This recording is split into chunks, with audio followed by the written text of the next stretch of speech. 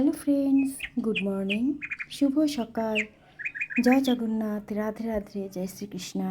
এটা আমার ঠাকুর ঘর এবং এখান থেকেই আমার প্রতিদিনের সকাল শুরু হয়। খুব স্নিগ্ধ, শান্ত এবং খুব সুন্দরভাবে প্রতিটি মুহূর্ত আমার ভীষণ প্রিয় এখানকার। আমি আজকে প্রতিদিনের মতো এখানেও আজকে স্নান করে সব ঠাকুরদেরকে পুজো করে নিয়েছি। এই আমি দেখাচ্ছি, আমার সমস্ত দেবদেবী এখানেই রয়েছেন। তো এটা আমার ছিল পুরনো ঠাকুর ঘর। আবার এখন আমার কিছুদিনের মধ্যে আমি আমার দেবতাদের দেবদেবীদের আমি একটা নতুন স্থান দিতে চলেছি, যেটা আমি তোমাদের সাথে শেয়ার করব। তো এই যে আমার গোপালরাও এখানেই থাকতেন, এখানেই আমি পুজো করেছি এনাদের। তো এবার আমি দেখাবো আমার নতুন মন্দির। এই যে আমি বানিয়েছি ওনাদের জন্য এক চিলতে ছোট্ট জায়গা আমি বের করে নিয়েছি ঘরের থেকে। তো সেটাই আমি সুন্দর করে তৈরি করেছি। তো এই যে আমি দরজাটা খুললাম, দেখো কি সুন্দর। এখানে একটা ঘন্টা বেল দিয়েছি, যাতে প্রবেশের সময় একটা ঘন্টা বাজিয়ে আমি ঢুকতে পারি। আর উপরে রয়েছে ছোট্ট একটা গোপালের আইডল।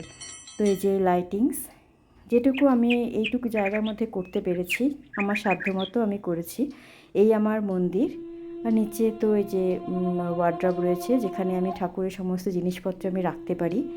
গণেশজি দিয়েই শুরু করলাম, ওং গাং গণেশায় নমঃ।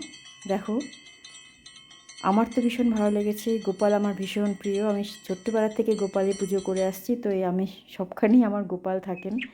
এই দেখুন, আমার দরজার মধ্যেও গোপাল, এই যে এখানেও গোপাল ঝুলছে, আমার সারা ঘরে গোপাল থাকেন।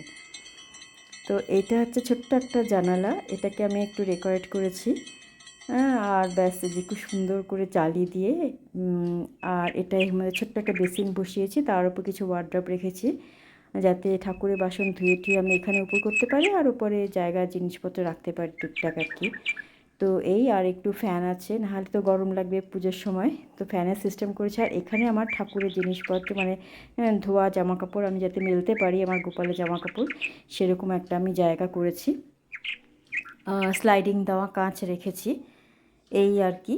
আর এই যে সুন্দরভাবে দেখুন কি সুন্দর লাগছে, আমার তো ভীষণ প্রিয় হয়ে ভীষণ ভালো লেগেছে। এই যে এখানে আমি ঠাকুরের বইপত্র এটুকুই আমি রাখি, আর বেশি কিছু রাখি না এখানে। আর এখানে এই যে টুকটাক আমি এখানে এখনও রাখা শুরু করিনি, এরপরে আমি শেয়ার করব আমি কী কী রেখেছি এবং কেমনভাবে আমি ভগবানদের সাজিয়েছি।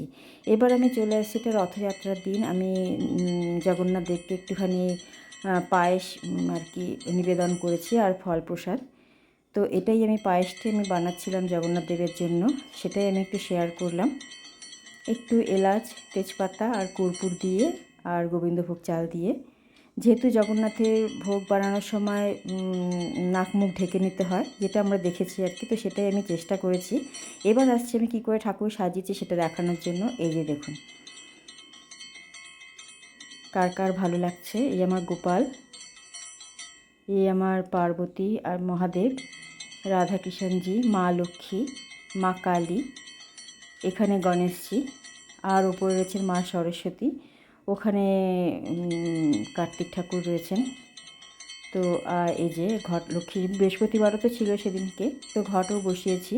জগন্নাথ দেব রয়েছেন, লক্ষ্মীনারায়ণ রয়েছেন। যেটুকু পেরেছি আমি ওনাদের সেবা দিয়েছি। এই আমার গোপাল।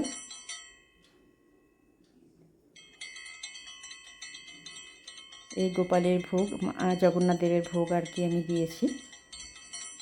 ইনি মহালক্ষ্মী, ইনি লোকনাথ বাবা আর হনুমানজি। ব্যাস, এই দিয়ে আমার আসন সাজিয়েছি। এনারাই আমার ছিলেন আর এনারাই আমার আছেন। তো কেমন লাগলো বন্ধুরা জানাবে কমেন্ট করে।